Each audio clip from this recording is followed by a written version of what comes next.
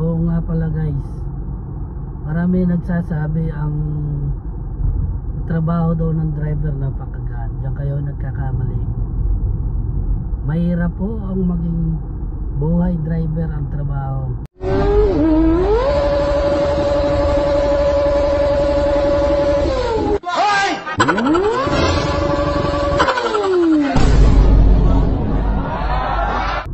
Kasi araw-araw sa tutusin, ang sampa mo nasa hukay na isang konti pagkakamali mo, disgrasya. Kahit anong antok mo, pagod namin dito pagmamaneho, amin itong kinatsaga para sa aming mga pamilya. Akala nung iba napakadali ang trabaho ng driver. Ang sabi nila, paupo-upo, hindi nila alam lahat gumagana ho sa amin. Paa, mata, lato ay gumagalaw sa amin. Hindi ho kumpara ho kami nakaupo lang habang natakbo sa sasakyan. Akala ho ninyo hindi ho kami napapagod. Sobrang pagod po namin, lalo na ho sa traffic. Stress ka. Pag di mo kayo na-stress, kakaroon ka pa ng kaaway sa kalsada, makiinitin ang ulo. Yun ang di alam ng iba. Akala nila kung para driver ka, napakasimple daw magmaneho, si ganon. Marami kasi nagsasabi sa akin na, bakit ka napagod? Ikaw naman nakaupo lang. Yun ang akala nila. Sa tutusin po, napakahirap po maging isang buhay ng trabaho namin ay isang personal driver.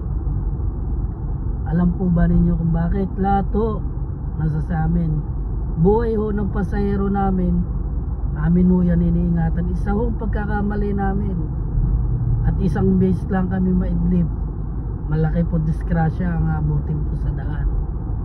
Kaya ho kahit anong antok namin, pinipilit namin pagdating sa area, kahit makatulog ilang minuto, okay na ho sa amin yun.